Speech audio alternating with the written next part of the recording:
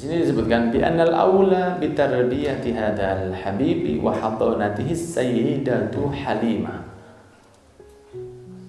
Yang pertama di antaranya yang mendidik, mengasuh Rasul, yaitu ketika beliau 1 tahun, adalah Sayyidatuna Halimah As-Sa'diyah, berasal dari desa Sa'ad.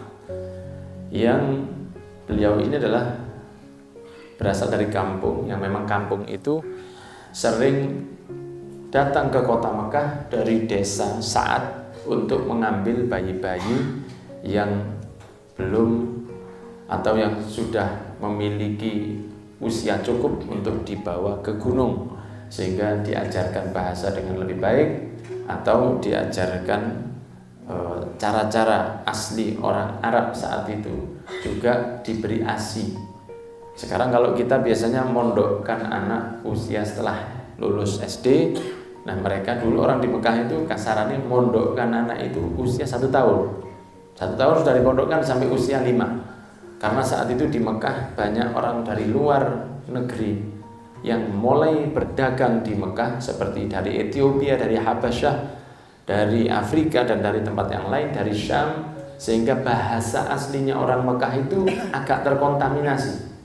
Sehingga mereka menjaga bahasa Arab mereka dengan cara memberikan anak mereka ke orang-orang yang masih di gunung, di mana mereka memiliki bahasa Arab yang masih fasih, masih asli, tidak tercampur dengan bahasa-bahasa yang lain.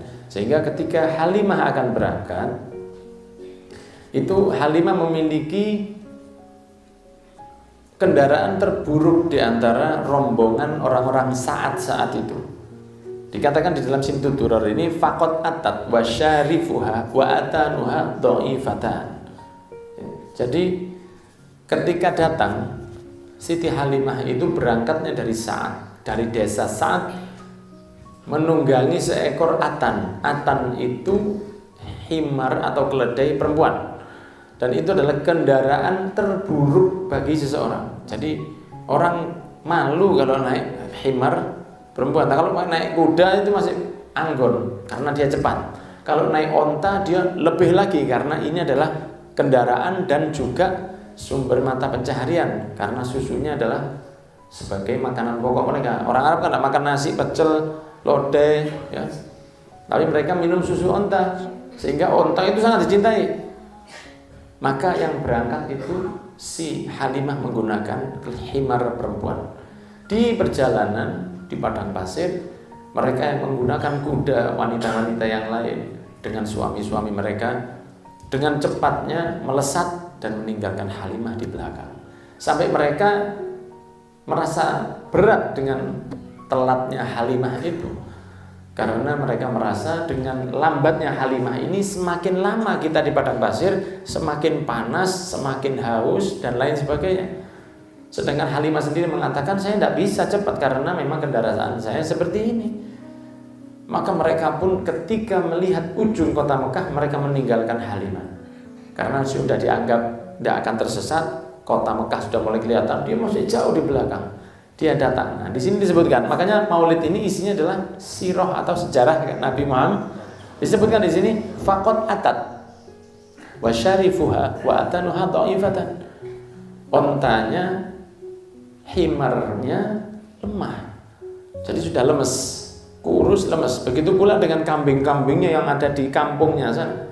Maka ketika sampai di Mekah, ibu-ibu yang lain mereka merangsek ke kota, ke dalam kampung-kampung, mencari bayi-bayi yang belum diambil oleh temannya. Cepet-cepetan mereka mau masuk rumah, tanya di mana ada bayi. Kalau ada bayi yang masih setahun, negosiasi dengan ibunya, dengan bapaknya. Kira-kira kalau saya bawa anak panjenengan ini, saya dapat upah apa? Oh, saya beri kamu upah sekian. Oh, saya kamu beri onta sekian. Oh, kamu saya beri kambing sekian. Jadi mereka menawarkan jasa memberi ASI dan mengajarkan bahasa Arab. Sebagai balasannya, mereka mendapatkan mata pencaharian yang cukup untuk antara 3 sampai 4 tahun. Sehingga mereka berlomba untuk mendapatkan itu, karena mereka rata-rata dalam keadaan miskin. Maka ketika sampai di kota Mekah, mereka masuk ke satu persatu rumah.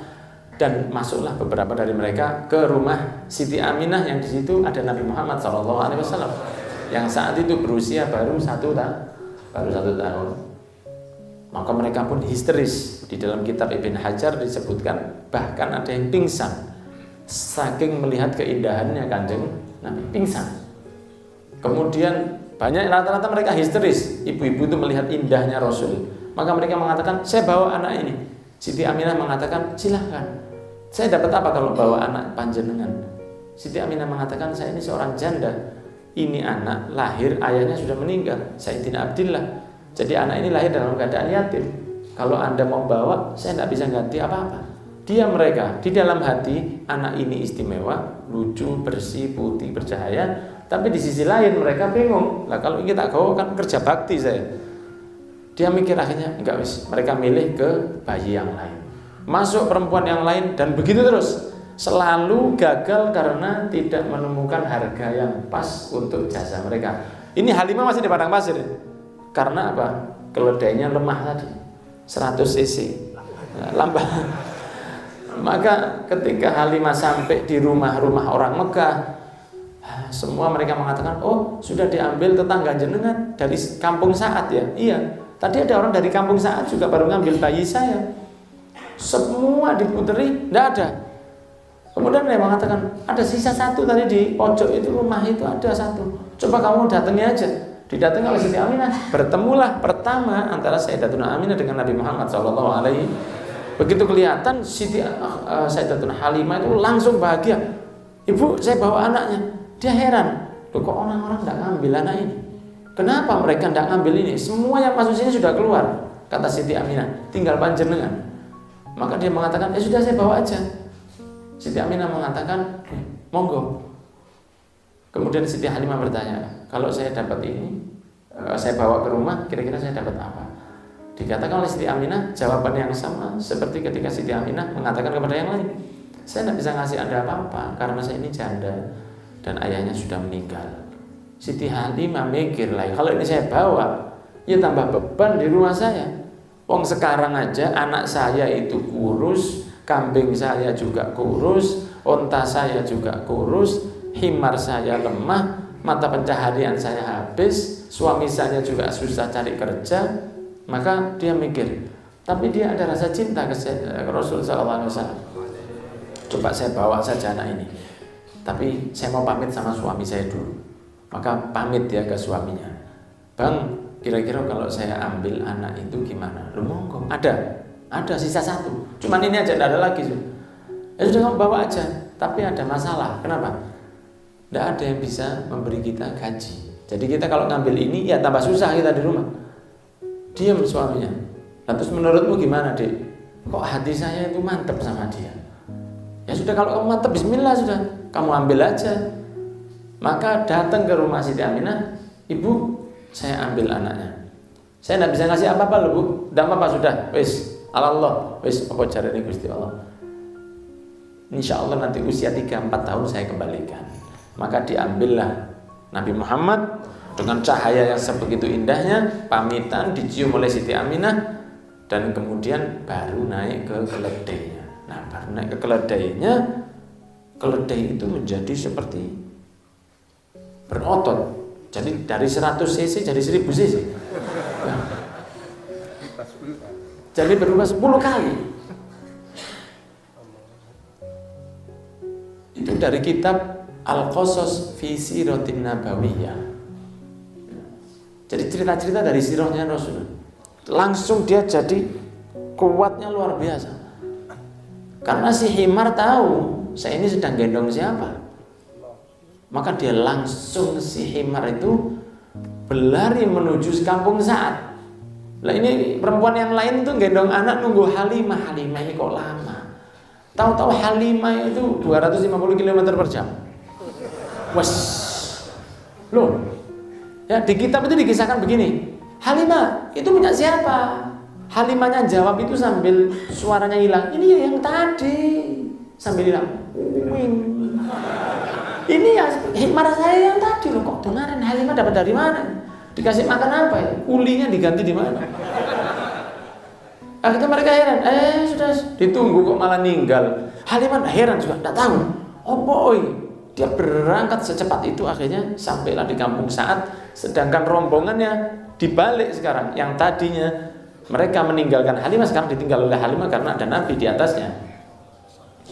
Maka di sini dikatakan waroja'at, dan pulanglah Siti Halimah, wahuma, yakni onta dan himar perempuannya, lidawa bil qafilati yasbiqon. Tadi kan berangkatnya bawa onta kurus, bawa keledai kurus. Sekarang balik, onta sama kudanya, onta sama himarnya ini paling banter sampai akhirnya datang ke ke kampung Sa'ad.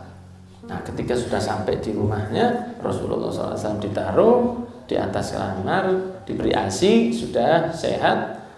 Dia mulai mau ngintip, bagaimana ini dengan kabar saya mau makan apa sekarang. Lah kalau memberi ASI itu kan mesti lapar. Nah, di sini disebutkan waqad darratis syarifu wasyahu minal alban bima hayyarul uqula wal adhan.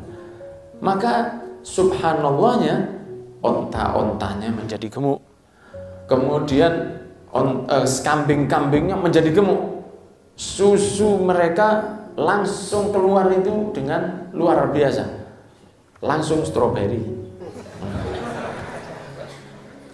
Susunya itu diperes, langsung keluarnya luar biasa. Dan kalau kawin kambing atau ontanya itu 2 atau 3 kali lipat lebih dari biasanya. Jadi kalau kambing itu biasanya 1 atau 2 lahirnya, kalau kucing itu bisa 5. Tapi kalau kambing itu kan 1 atau 2, ini 5 lahirnya, 4. Dan besarnya itu cepat, langsung kawin lagi. Matnah wa thulatha wa ruba'. Kambingnya ini rabi terus, lahir lagi sampai selembah Sa'ad, kampung Sa'ad itu semua adalah kambingnya Halimah dalam waktu yang sangat singkat. Ontanya juga begitu, sehingga orang-orang paguyuban Angon kampung Sa'ad itu bingung mereka, kok bisa anak perempuan seperti Halimah ngalahkan kita? Itu bukan masalah pinternya nyari rambanan atau nyari panganan, bukan karena nyari rumputnya yang pinter, memang karena ada Rasul di rumahnya. Nah, sehingga Halimah menjadi seorang yang kaya raya, dan Halimah menjadi orang yang lebih nikmat hidupnya. Dan di itu Rasul SAW tinggal di sana, wa baqiya indaha fi hadonatiha wa zawjiha sanatain. Tatalaqqa min barakatihi wa ajabi mu'jizatihi ma taqarru bihil ain. Ya, wa tantashiru asraruhu fil kaunain. Tinggal Rasulullah di sana dalam riwayat yang berbeda 2 tahun di tempatnya Halimah. Maka mereka berdua, yakni Halimah dan suaminya, mendapati barokahnya dari kekayaan, dari keharmonisan, dari enaknya hidup. Tidak ada masalah, semua beres. Wa ajaib mu'jizatihi, dan keajaiban mukjizatnya Nabi Muhammad SAW, ma taqarru bihil ain, yang membuat mata atau yang membuat mereka dalam keadaan berbahagia.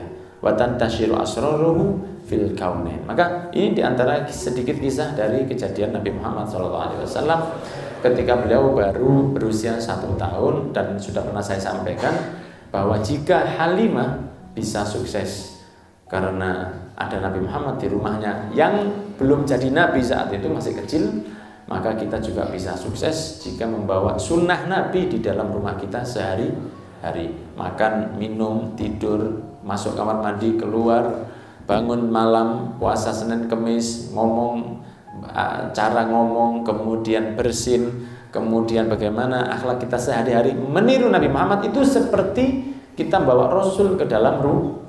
Insya Allah akan dirubah kehidupan kita sebagaimana Allah merubah kehidupannya Halimah. Semoga yang saya sampaikan ada manfaatnya dan kita dijadikan orang-orang yang selamat di dunia wal akhirah. Amin ya rabbal alamin.